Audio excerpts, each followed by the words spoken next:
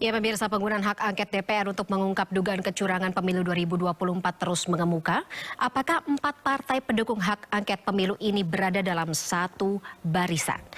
Dan apa saja objek hak angket kecurangan pemilu 2024 yang bisa diusulkan oleh DPR yang mengusulkannya? Kita akan bahas lebih dalam malam hari ini bersama dengan sejumlah narasumber yang sudah tersambung melalui sambungan Zoom malam hari ini. Kami sudah bersama dengan Koordinator TPDI Petrus Salestinus, anggota Komisi 2 DPR Republik Indonesia sekaligus politisi DPR dari fraksi PAN, Gus Pardi Gaus, kemudian politisi PDI Perjuangan Fauzan Amar, serta pengamat politik Ray Rangkuti. Saya sapa terlebih dahulu Bapak-Bapak, selamat malam. Malam, Bu. Malam. Assalamualaikum. Waalaikumsalam warahmatullahi wabarakatuh. Sehat semua ya, saya harap ya. Baik, pertama saya harus ke Bang Petrus terlebih dahulu. Usulan atau ya kalau kita lihat sih untuk baik dari TPDI maupun juga pergerakan advokat Nusantara atau Perkat Nusantara ini sempat menyurati politisi-politisi yang tergabung di DPR untuk mendukung hak angket atau mengusulkan hak angket. Siapa saja yang sudah konfirmasi? Bang Petrus? Ya, jadi tadi kita menyampaikan surat kepada DPR karena kami membaca di berbagai media bahwa ada beberapa partai politik yang punya wakil di DPR, terutama yang di luar koalisi Indonesia Maju, akan mengajukan usul penggunaan hak angket untuk menyelidiki berbagai kecurangan dalam pemilihan umum sampai dengan saat penghitungan suara hari ini. Karena itu kewenangan hak angket ini sangat luas, boleh dikatakan untuk semua hal. Sementara Mahkamah Konstitusi punya kewenangan sangat terbatas, yaitu hanya sengketa perselisihan suara hasil pemilihan umum. Kemudian yang boleh mengajukan sengketa ke MK itu juga hanya kepada peserta pemilu, yang kita tahu peserta pemilu itu adalah partai politik yang mengusung calon anggota DPR, kemudian calon perseorangan, dan juga pasangan calon presiden dan wakil presiden. Nah, sejauh Jadi, ini yang sudah... pertanyaannya bagaimana dengan suara rakyat yang dimanipulasi, tapi rakyat tidak punya hak untuk mengadu ke MK. Karena itu hak angket itu langkah tepat. Karena dia bisa menjangkau banyak hal. Begitu. Oke. Tambah lagi MK sudah tidak dipercaya lagi. Baik, nah Bang Petrus juga sudah mengetahui ya saat ini sudah ada 3 parpol, tiga parpol yang sudah secara resmi mengatakan 4, koreksi saya, mengatakan sudah resmi akan mendukung hak angket PDIP, PKS, PKB dan juga Nasdem yang saat ini jumlahnya baru 295 kursi. Kalau menurut Anda, apakah ini merupakan sebuah optimisme bahwa memang hak angket akan digolkan? Optimis, karena selain 4 partai punya semangat yang sama, masyarakat luas juga punya semangat mendukung hak angket ini. Oke. Karena setiap kali pemilu, hak rakyat sebagai yang punya suara itu tidak didengarkan. Boleh dimanipulasi, tapi tidak ada upaya hukum, tidak ada tempat untuk mengadili. Sekarang hak angket ini adalah tempatnya, karena itu bisa menuju kepada impeachment kalau memang Presiden Jokowi terbukti terlibat. Sampai impeachment juga Bang Petrus, tidak hanya soal dugaan atau menyelidiki dugaan kecurangan dalam pemilu? Sampai, karena setelah hak angket itu bisa menuju ke hak menyatakan pendapat. Okay. Hak menyatakan pendapat itu kaitannya dengan pasal 7A, pasal 7B UUD 45 tentang pemberhentian presiden karena melanggar hukum atau sudah tidak lagi memenuhi syarat sebagai presiden. Baik. Saya ke Bang Fauzan. Bang Fauzan, dari 4 partai tersebut memang sudah komunikasi satu sama lain, solid semuanya. Tapi kalau kita lihat, ada satu partai yang sebenarnya ada dalam koalisi yang mengusung Pak Ganjar dan juga Pak Mahfud, tapi sampai dengan saat ini belum memberikan deklarasi apakah akan mendukung hak angket. Padahal ia adalah salah satu fraksi di DPR juga. Ya, memang sampai sekarang Partai Persatuan Pembangunan itu masih belum jelas ya. Gamang. Apalagi kita tadi mendengar pernyataan dari Ketua Badan Pemenangan Pemilunya bahwa mereka siap untuk bergabung ke dalam koalisi pemerintah dan merasa koalisi Prabowo ya apabila diajak. Nah, ini tentu saja bagian dari dinamika politik. Dan saya kira pasti komunikasi intens akan dilakukan. Saya konfirmasi lagi, P3? Ya, kalau saya lihat tadi P3 kan Sandiaga Uno selaku Ketua Badan Pemenangan Pemilu mengatakan bahwa akan menjadi satu kehormatan apabila diajak gabung ke dalam koalisinya Prabowo Gibran. Nah, saya pikir itu bagian dari dinamika ya, dan tentu saja kan itu kan belum keputusan partai, masih pendapat pribadinya.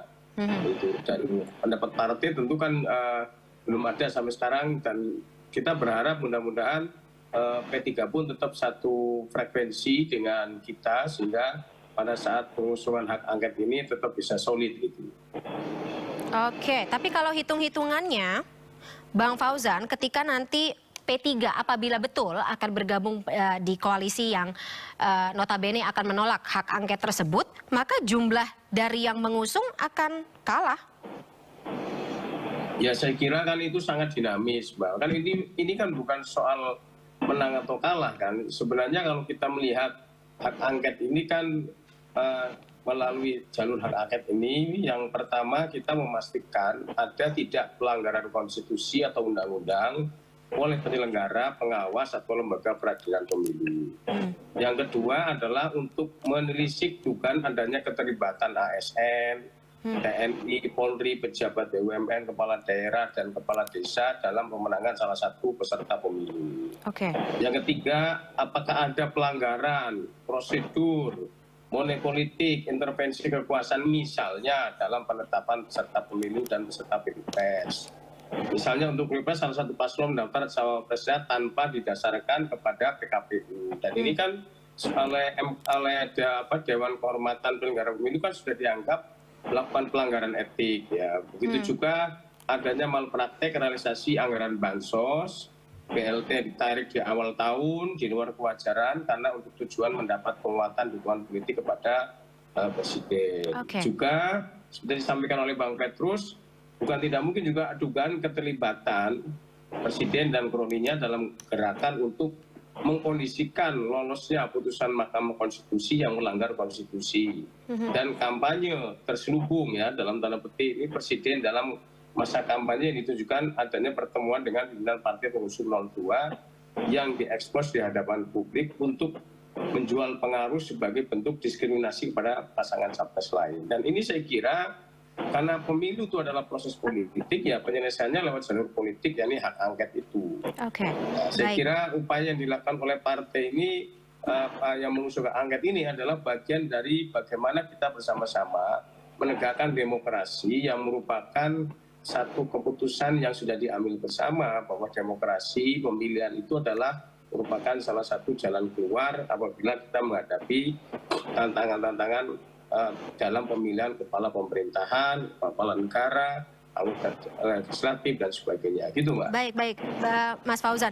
Tapi sebelumnya saya ingin meralat dulu, saya salah hitung tadi. Kalau misalnya Partai Persatuan Pembangunan atau P3 bergabung ke koalisi atau ke gabungan dari parpol yang menolak hak angket, jumlahnya masih lebih sedikit dibanding parpol yang sudah deklarasi untuk mendukung hak angket sebanyak 295 kursi.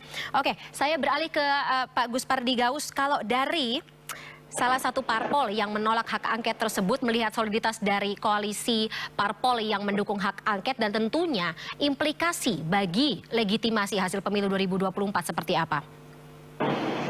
Ya, yang pertama yang harus kita ketahui, hak angket adalah hak konstitusional anggota DPR. Untuk itu di dalam undang-undang itu ada aturan main untuk melakukan hak angket, ada mekanismenya. Kalau seandainya memang ada di antara elemen masyarakat mengusulkan kepada DPR untuk melakukan hak angket, itu adalah sah-sah saja. Namun dalam persoalan yang berkaitan tentang kepemiluan yang kita laksanakan, tidaknya adalah tanggal 14 Februari pada pelaksanaan hari pemungutan suara, itu ranah yang berkaitan tentang carut marut, tentang persoalan sengketa, tentang tidak adilnya KPU, tidak responnya Bawaslu, kemudian terjadinya hal-hal yang tidak sesuai dengan ketentuan dan peraturan yang berlaku. Itu ranahnya diatur oleh undang-undang. Hak angket adalah hal-hal yang berkaitan dengan masalah politis. Kita akan ingin menegakkan supremasi hukum. Oleh karena itu, undang-undang menegaskan manakala ada di antara paslon, peserta pemilu, apakah partai politik atau para caleg yang dirugikan terhadap persoalan-persoalan yang berkaitan terhadap proses dan penghitungan suara itu, undang-undang menjamin kepada peserta pemilu untuk mengajukannya kepada Bawaslu, untuk mengajukannya ke Gakumdu, dan berkaitan tentang penghitungan juga diatur oleh undang-undang. Di mana kalau penghitungan itu ada yang sudah selesai penghitungan suara dan sudah ditetapkan siapa pemenangnya, dan itu pun berhak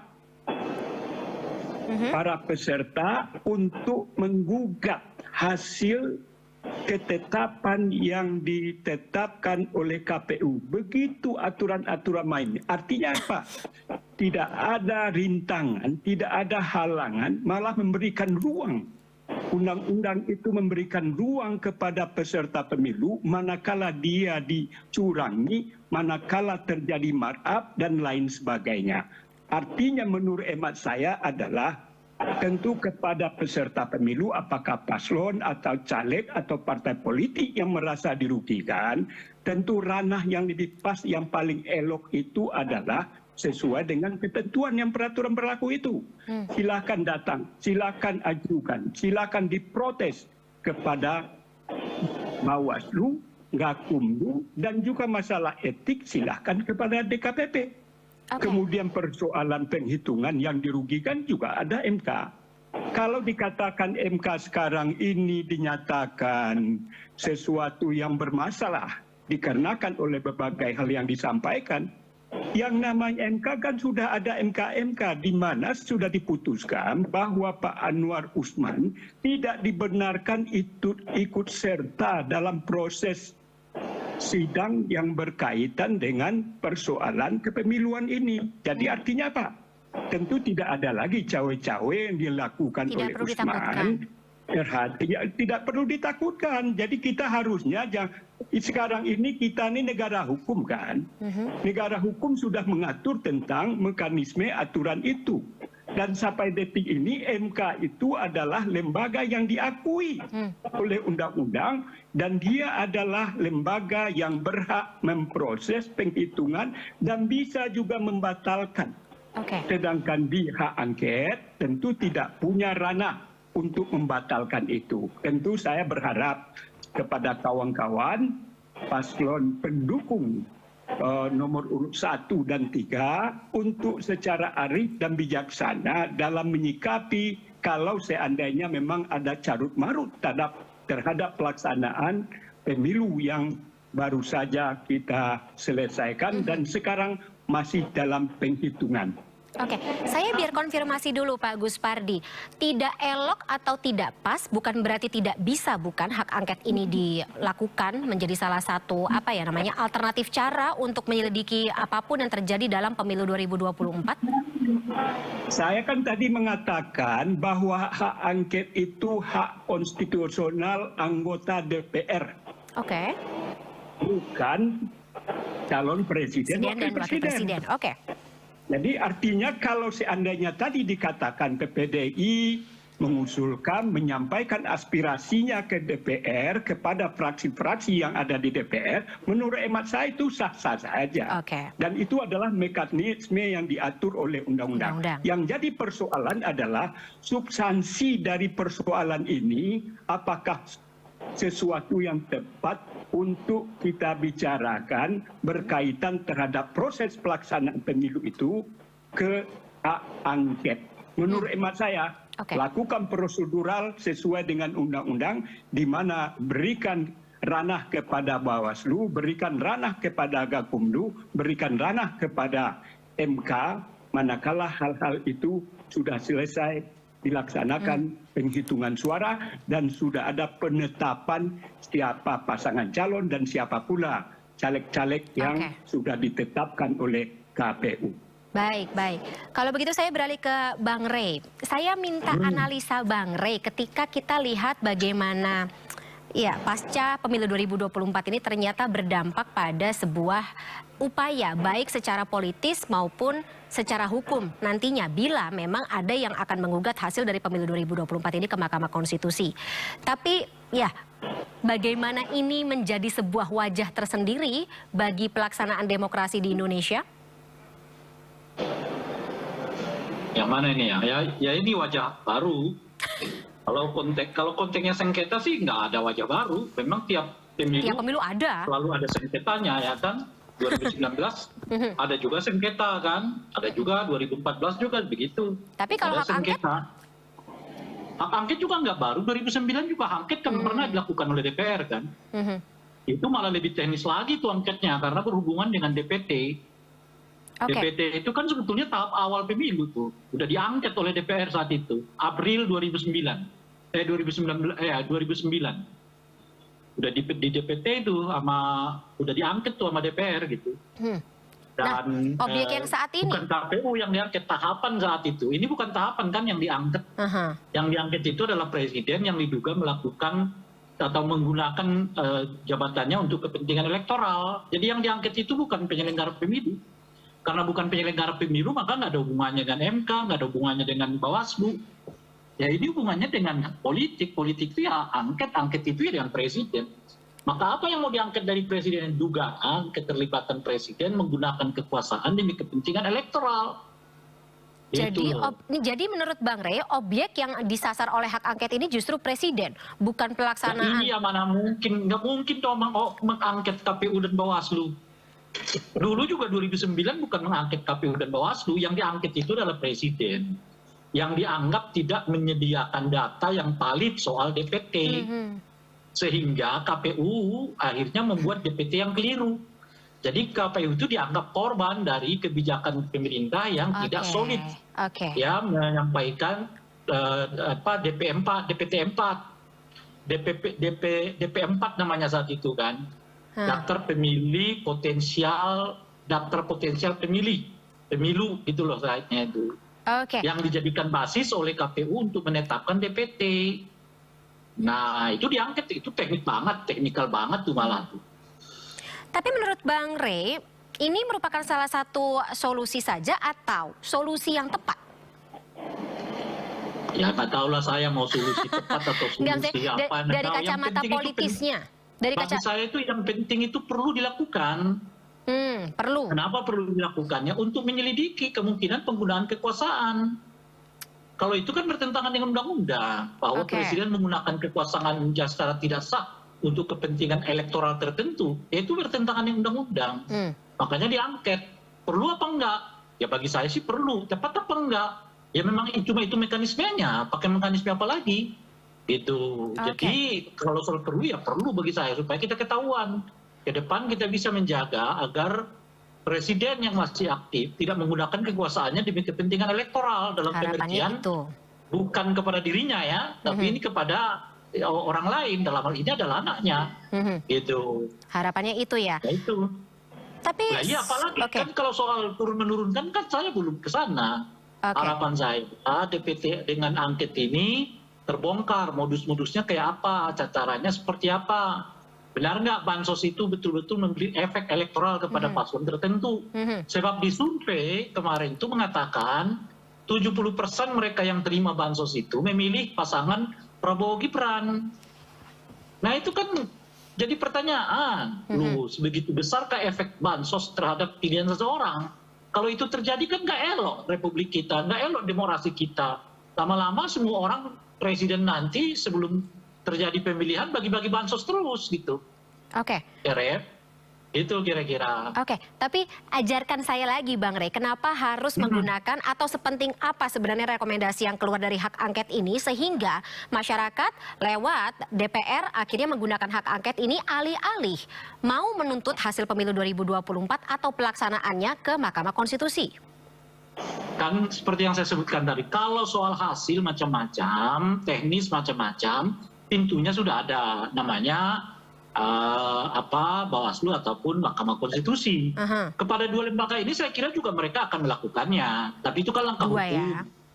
Nah, pelanggaran kita nggak sekedar pelanggaran hukum, tapi juga pelanggaran moral, pelanggaran etik, pelanggaran politik gitu. Nah, terhadap tiga itu, pintunya bukan melalui Bawaslu. Kan nggak mungkin Bawaslu mencari tahu apakah bansos itu dipergunakan untuk elektoral atau tidak, gitu loh. Kan nggak mungkin Bawaslu misalnya mencari tahu apakah pemanggilan kepala desa itu berhubungan dengan kepentingan elektoral atau tidak, gitu. Itu bukan kewenangan Bawaslu untuk menyelidiki itu kan. Nah, jadi siapa yang bisa menyelidiki? Ya DPR. DPR ya kalau begitu ya pakai hak angket untuk menyelidiki itu prosedurnya. Itu ya. Nah, di angket itulah akan dicari tahu benar nggak pemanggilan kepala desa oleh polisi itu ada hubungannya dengan kepentingan elektoral.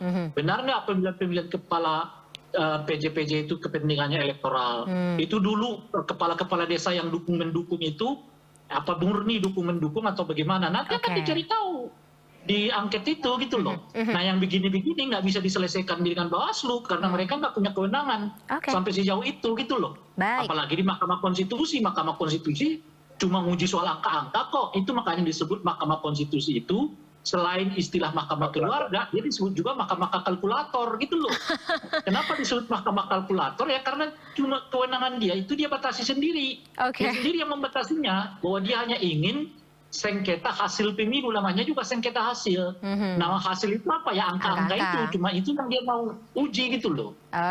Kita masih akan membahas bagaimana peta kekuatan di DPR terkait dengan pengusungan hak angket atau rencana mengusung hak angket, membahas hasil Pilpres 2024 dan kalau tadi kata pernyataan atau mengambil pernyataan dari pengamat politik Ray Rangkuti, adanya kecurigaan bahwa keterlibatan dari pemerintahan saat ini juga berimbas pada hasil pemilu 2024 serta tentu saja pelaksanaannya. Kita masih akan bahas bersama dengan koordinator TPDI Petrus Celestinus, pengamat politik Ray Rangkuti, kemudian anggota DPR fraksi PAN Gus Pardi Gaus dan juga politisi PDIP Fauzan Amar. Saya ke Bang Gus Pardi atau Pak Gus Pardi, pertanyaan saya seperti tadi sebelum kita jeda terkait dengan ketika Bang Ray Rangkuti mengatakan bahwa memang hak angket menjadi satu-satunya solusi yang tepat saat ini, apalagi ternyata ada kekhawatiran yang cukup serius di balik pelaksanaan pemilu 2024 ini yang melibatkan pemerintah. Ya, saya tentu kembali mengingatkan kita bersama bahwa apa yang kita diskusikan pada malam hari ini judulnya adalah suara hilang. Hak angket Hak digalang. angket digalang. Suara hilang itu tentu dilakukan oleh para kontestan. Dan bisa juga terlibat para penyelenggara pemilu. Di konteksnya jelas. Kalau itu yang dimaksudkan dalam diskusi ini, ranah daripada persoalan yang kita bicarakan tidak ada sangkut pautnya dengan hak angket. Sebagaimana saya katakan, undang-undang mengatur tentang suara hilang, carut marut tentang pelaksanaan pemilu, kemudian KPU tidak adil, tidak profesional, dan lain sebagainya. Itu undang-undang mengatur agar siapapun berhak. Jadi dibuka ruang untuk menggugat. Kenapa suara saya hilang? Kenapa KPU Bawaslu tidak profesional? Kenapa KPU juga melakukan tindakan-tindakan yang tidak sesuai dengan undang-undang lain sebagainya? Itu undang-undang sudah mengatakan. Jadi tidak ada sangkut paut. Dan kita simak juga apa yang disampaikan oleh Pak Ganjar. Beliau juga tidak ngotot untuk melaksanakan hak angket. Beliau mengatakan pengawasan DPR penting. Saya sangat setuju dan mendukung terhadap apa yang beliau sampaikan. Kebetulan kami sedang reses. Insya Allah saya pastikan setelah paripurna kita akan membuat agenda pada masa sidang berikutnya ini. Pertama yang kita lakukan adalah memanggil penyelenggara pemilu, meminta pertanggungjawaban dan meminta juga persoalan-persoalan yang disampaikan oleh elemen masyarakat. apapun persoalan, apakah masalah sirekap, masalah penghentian penghitungan suara manual, kemudian hilangnya suara, kemudian terlibatnya para ASN dalam pelaksanaan pemilu, di mana dikatakan bahwa ASN harus netral, begitu juga TNI Polri harus netral dan pun tidak punya hak untuk memilih. Itu kalau memang ada data-data dan fakta, dan saya pastikan kawan-kawan di Komisi 2 itu terdiri dari berbagai fraksi. Ada yang mendukung paslon nomor 1, ada yang mendukung paslon nomor 2, dan ada yang mendukung paslon nomor 3. Artinya apa?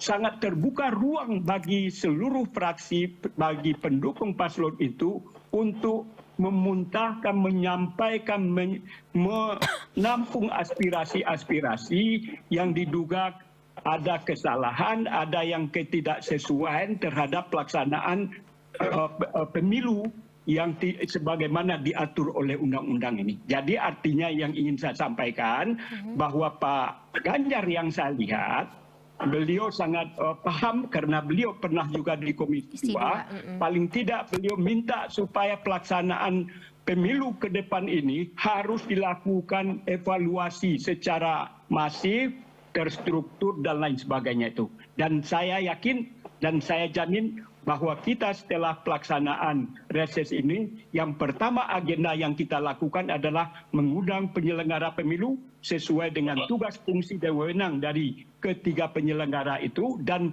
akan kami sampaikan juga masukan saran dalam diskusi kita pada malam hari ini.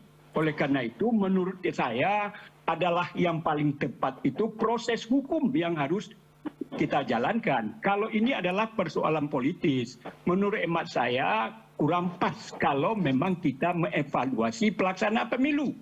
Yang kita bicarakan sekarang ini pelaksanaan pemilunya, yang dikatakan berbagai macam morat-marit dan lain sebagainya tidak sesuai dengan ketentuan peraturan yang berlaku. Artinya apa?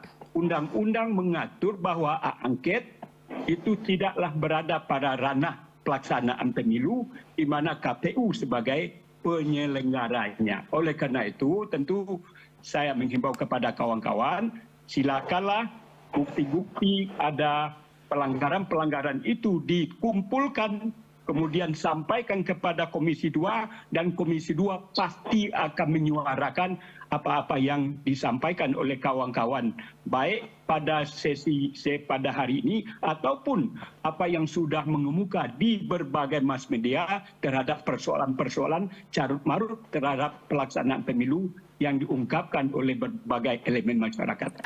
Gitu. Baik. Bang Petrus, kalau begitu ini sudah ya bisa dikatakan berarti hampir seluruh fraksi yang ada di Komisi 2 DPR membuka bagi masyarakat mengumpulkan alat-alat bukti kalau misalnya memang betul ada pelanggaran dalam pemilu? Bang Petrus? Ya, saya kira bagus juga. Artinya selain hak angket dijalankan, di Komisi 2 juga mengambil inisiatif untuk melakukan semacam penyelidikan atau pemeriksaan, itu malah makin bagus. Jadi saling melengkapi. Kenapa yang ditempuh oleh hak angket nanti, sebagaimana sudah kita katakan bahwa mau dibawa ke MK atau ke Bawaslu atau DKPP, itu hanya kalangan tertentu, pejabat tingkat tertentu yang akan mereka proses. Tetapi kalau melalui hak angket DPR, sebagaimana tadi juga kami sudah menyampaikan surat angket itu, orang pertama yang dipanggil itu Presiden. Kemudian yang kedua Kapolri. Karena disebut-sebut aparat kepolisian juga ikut bermain di lapangan. Ini harus clear melalui hak angket. Kemudian juga sampai kepada aparat desa dikerahkan, bahkan disebut-sebut diintimidasi untuk memberikan dukungan kepada paslon 02 kalau ingin kasusnya tidak dibongkar. Ini semua harus clear dalam proses angket. Bang Petrus, sembari saya di bawah pemerintah dituduh ikut bermain. Bang Petrus, pemerintahan yang sekarang ini adalah Presiden Jokowi dengan aparatur-aparatur di bawahnya. Itu semua harus diperiksa supaya clear. Oke, Bang Petrus, sambil saya juga mengingatkan pemirsa ya, ketika TPDI sendiri kan sudah mengusulkan untuk membongkar dugaan kecurangan pemilu 2024 ini dan bergabung dengan Pergerakan Advokat Nusantara, memberikan dukungan tertulis penggunaan hak angket. Sambil saya bacakan ya terkait dengan informasinya, TPDI sendiri menilai penggunaan hak angket ini merupakan cara terbaik untuk mengungkap ada tidaknya kecurangan dalam pelaksanaan pemilu 2024. Nah, sejumlah advokat yang tergabung dalam Tim Pembela Demokrasi Indonesia atau TPDI serta Pergerakan Advokat Nusantara ini hari ini Selasa siang menyambangi gedung DPR Republik Indonesia di kawasan Senayan, Jakarta Pusat. Kedatangan mereka untuk memberikan dukungan secara langsung kepada pimpinan DPR agar menggunakan hak angket terkait dugaan kecurangan pemilu 2024. Sayangnya kedatangan TPDI dan Pergerakan Advokat Nusantara untuk menemui langsung pimpinan DPR gagal karena sedang reses, sehingga dukungan tertulis hanya diserahkan ke bagian Sekretariat Jenderal dan Badan Ahli DPR. Mereka menilai lewat hak angket dapat dibuktikannya ada atau tidaknya kecurangan pemilu 2024. Selain itu, TPDI juga meminta DPR untuk segera memanggil Presiden Jokowi karena diduga telah melakukan pelanggaran pemilu.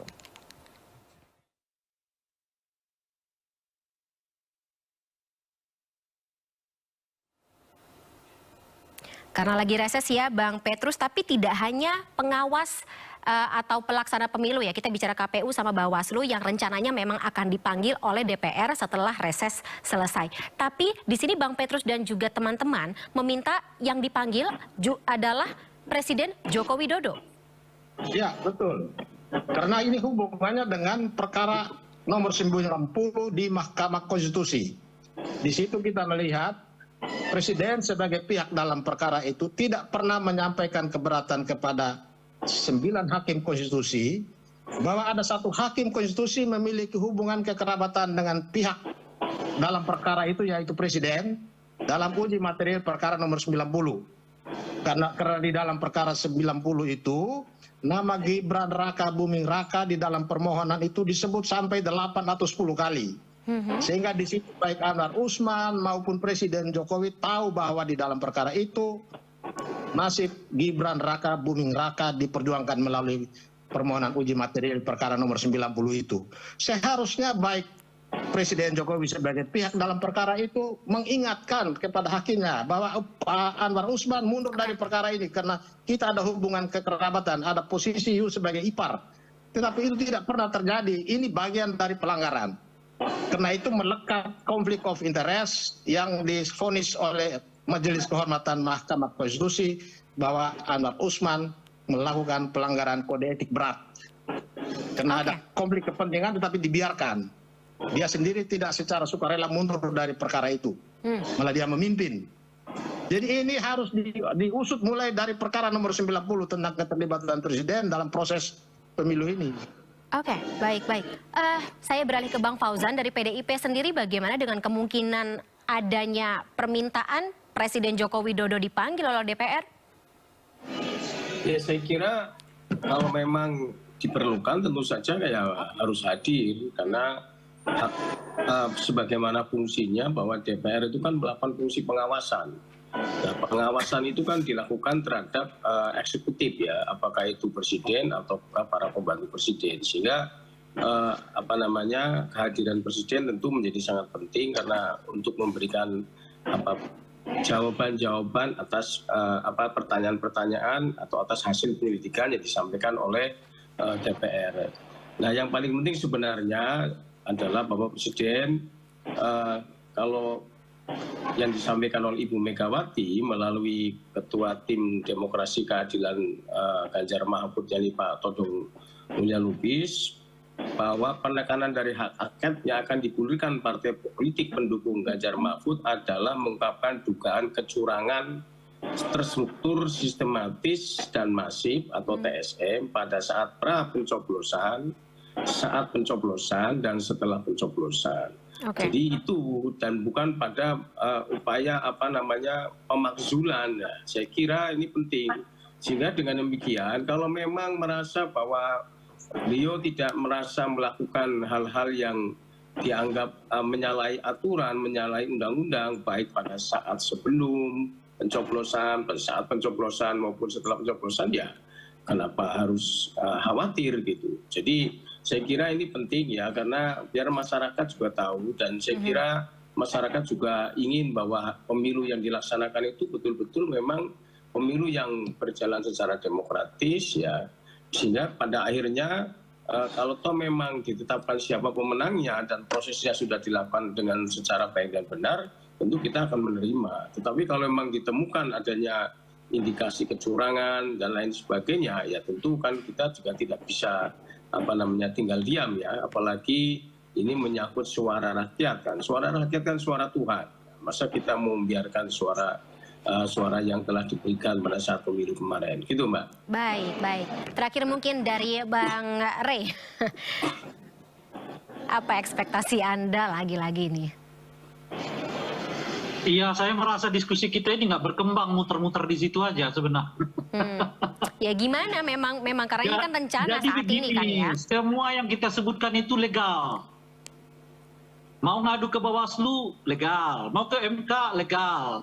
Mau nanti Komisi 2 memanggil seluruh penyelenggara pemilu, polisi, macam-macam, legal. Termasuk di dalamnya memanggil presiden. Soal caranya apa? Itu pertanyaannya. Nah, caranya ini dari berbagai sektor. Kalau dari berbagai sektor Iya, kalau ke Bawaslu dugaan ada pelanggaran terhadap pemilu. Kalau ke MK dugaan adanya perselisihan hasil pemilu. Kalau nanti Komisi 2 memanggil entah itu namanya gubernur, entah itu KPU, hubungannya dengan mitra kerja. Di mana mereka KPU ini sama macam-macam itu adalah mitra kerjanya Komisi 2. Tapi kalau memanggil presiden bagaimana? Ya pakai hak angket namanya. Kalau menyelidiki kemungkinan keterlibatan presiden, pakai hak apa? Pakai hak angket. Nggak bisa pakai RDPU. RDPU nanti manggil presiden tuh ya nggak cocok. Itu loh. Nah oleh karena itu bagi saya nggak ada yang selek di antara kita ini semua. Tinggal masing-masing orang menggunakan hak itu. Ya kan? Yang paslon 01, 02 nggak puas, silakan. Kalau itu berhubungan dengan pelanggaran-pelanggaran teknis, silakan ke Bawaslu. Kalau berhubungan dengan sengketa hasil pemilu, silakan ke MK. Kedua-dua tempat itu sekaligus boleh-boleh saja. Nanti semua fraksi manggil KPU, Bawaslu, macam-macam itu, monggo-monggo saja. Tapi kalau ingin menyelidiki soal dugaan keterlibatan presiden, memang hanya lewat dalam pelaksanaan pemilu ini, caranya pakai hak angket. Kalau nggak pakai hak angket, namanya pakai interpelasi. Nggak bisa pakai RDP manggil presiden. Komisi 2 itu nggak bisa manggil presiden. Manggil presiden itu lalu melalui putusan paripurna yang diwujudkan dengan sebutan namanya hak angket, gitu loh kira-kira.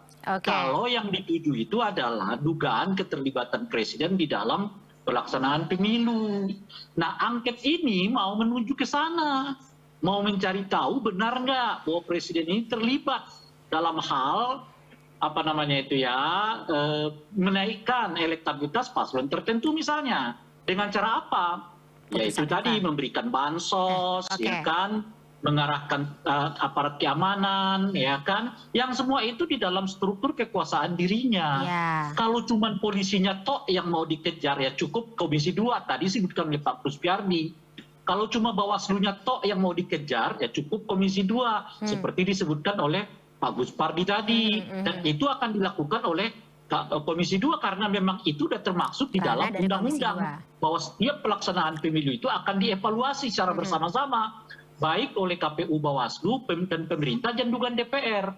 Nah sekarang kalau presidennya yang diduga melanggar, gimana caranya? Hak angket. Hak angket itu. Nah oleh karena itu saya merasa penting hak angket itu, bukan karena dia nggak tepat. Kalau yang diduga itu adalah pelanggaran presiden. Mengapa penting? Karena memang aroma keterlibatan presiden di dalam pelaksanaan pilpres ini kuat. Di antara lainnya dibuktikan melalui survei. 70% penerima bansos itu mengatakan memilih paslon tertentu.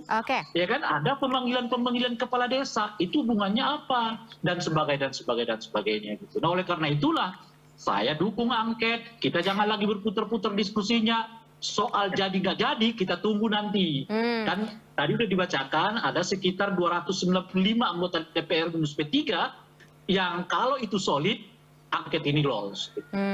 Jadi pertanyaannya sekarang apakah 295 suara tersebut akan solid sampai dengan akhir atau tidak solid ya? Apa tidak? Nah di situ. Dan kapan mau dimulai? Itu menurut saya pertanyaannya, jangan lagi kita berdiskusi soal basicnya, karena basicnya udah jelas, clear, terang benderang semua. Oke, berarti sedikit kalau gitu saya harus tanya kepada Bang Fauzan, kapan mau dimulai? Ya, saya kira sekarang kan prosesnya sedang terus bergulir. Tadi sudah beredar. Nungguin reses ya? Halo? Iya, nungguin reses ya, Bang? Ya, sudah proses. Dan tadi saya kira Ketua Umum Ibu Megawati juga sudah menyatakan persetujuan kan. Nah tentu proses selanjutnya adalah karena kan harus lebih dari satu partai. Nah kita sedang melakukan komunikasi dengan partai lain sehingga kalau tadi saya lihat surat yang ditandatangani oleh Bang Petrus itu kan ada 30 anggota DPR ya dari berbagai macam fraksi. Nah kalau memang ini sudah lengkap, nanti setelah anggota DPR itu selesai reses bersidang, tentu dokumen-dokumen itu akan diserahkan kepada DPR RI. Saya kira gitu, Mbak. Oke, baik. Ya, kita tunggu dalam waktu dekat ya, apakah soliditas tersebut akan terjaga sampai dengan akhir, hak angket akan digulirkan atau betul akan digulirkan, dan tentu saja implementasinya ke depan. Baik, Bapak-Bapak terima kasih banyak atas waktunya dalam Sindopre malam hari ini. Salam sehat selalu, sampai jumpa. Salam. Solid Bang, solid.